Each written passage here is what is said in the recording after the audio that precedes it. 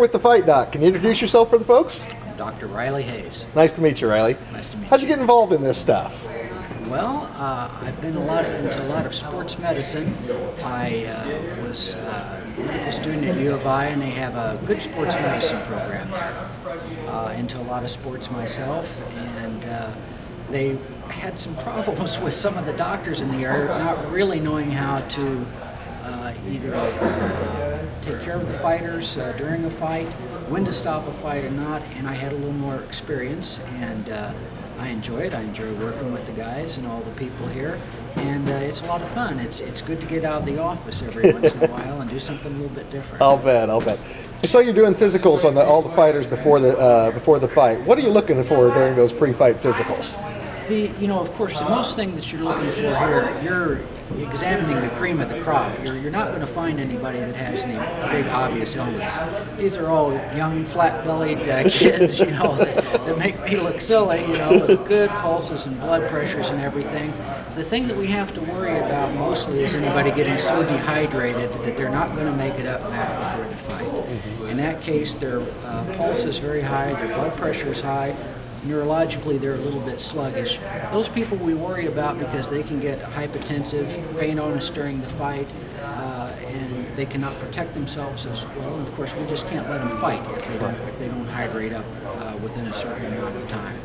Other than that, we're looking for people with heart murmurs. Aortic stenosis is a thing that we look for. That's the sudden death syndrome, which of course everybody is aware of, tragic in basketball players and everything. So we need to know how to look for that, but otherwise, I'm here to stitch them up in case anybody needs it afterwards. Very good. Can you talk a little bit about the risks of this sort of fighting? A lot gets made about this being a dangerous sport, and comparisons to boxing are out there. Can you talk a little bit about the dangers inherent to the sport? Well, certainly it is a dangerous sport. It's not something that you're going to want to send anybody with any sort of physical infirmity into or anything like that.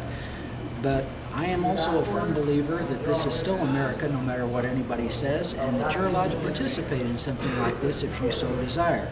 There is a tremendous amount of athleticism in it. Anybody says that there's no skill involved in those things says, well, you can see the people with no skill, they're not going to be fighting more than one fight. And I'm a believer that you should be able to participate in a fight if you want to participate. Boxing has a very noble profession. This is a bit different, but I believe this is an up-and-coming sport, and it's going to become very popular. And I think that you have to be careful of the issues of having a good referee, a fight doctor present, paramedics present. Those things taken into consideration. We rarely ever see anybody seriously injured. We see a lot of cuts and bruises and things like that, of course. And I'll tell you, we have one of the best referees in the game. Well, they're running a real good show here tonight. It is a top-class show. They're doing everything by the book and correctly.